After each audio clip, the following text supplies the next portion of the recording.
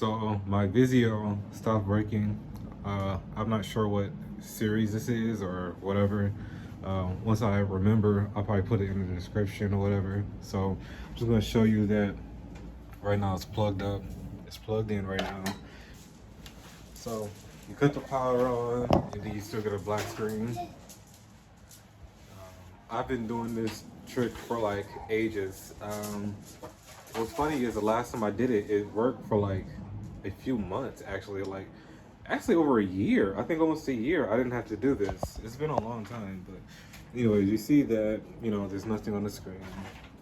The power's on, so we're just gonna hold that button and cut it off. So what you have to do first is you gotta take the back off.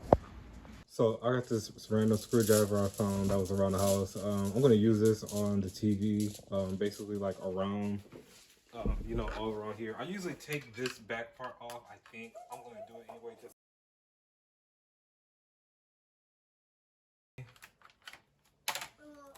this.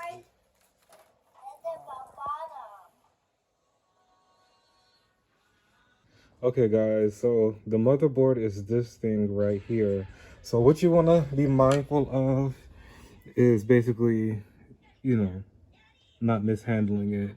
This right here is probably the trickiest thing to, it's easy to take off, but putting it back on is tricky.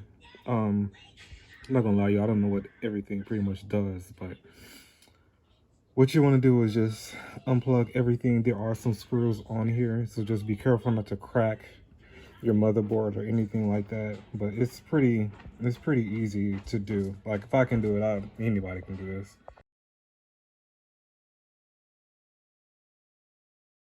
So this is the bad boy that we're going to be putting in the oven. So let's put it in the oven. Okay, so when I first did this, I used my white stuff, so don't tell her I'm using it. I will use this, but I think this one is a little too small. I think we had a bigger one at the time, so I'm going to try. Why don't you try the cookie one? And what you want to do is this part right here. This might have been hard to get off, but you want to place it down like that. Okay. Sometimes or not, I might put actually aluminum foil on the bottom, but I'm just gonna try it like this because I've been doing it for so long. I mean, if it doesn't work, it just means I need a TV because I'm actually tired of doing this. Preheat to 375, you know, wait till it heats up. And put it in there for about 10 minutes. I will set my alarm, maybe 10, 15 minutes, maybe 10, because you want to leave it in there until it cools off so it'll still be hot for a minute. And we'll take it from there. Basically, after that, you just put it back and then, you know, you'll be good for a while. So I'm going to preheat this oven.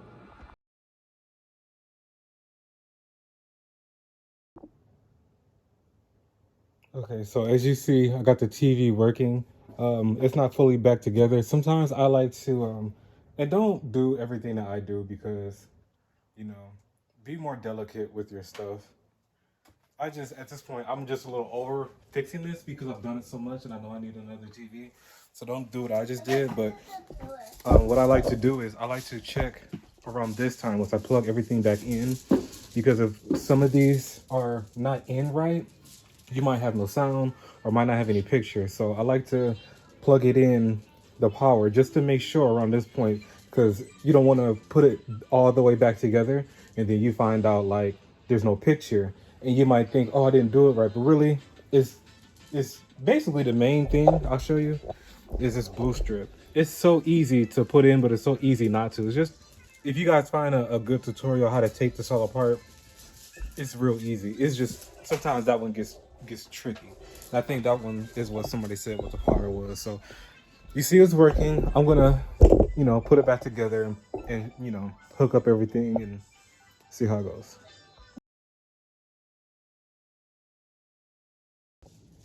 Okay, so I plugged it back up and then I'm gonna plug this in. Oh, I'll show you guys it works. See, the light is already cut on. Hold the back.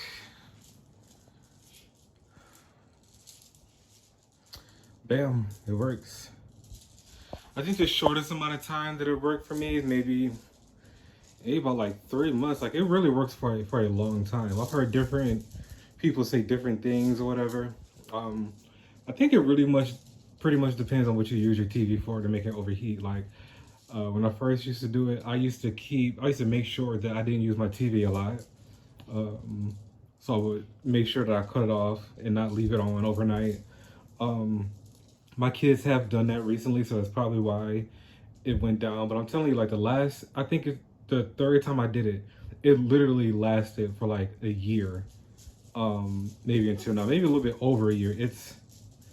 Yeah, maybe a little bit over a year, which I was surprised. I got to the point where I didn't think I would have to do it again.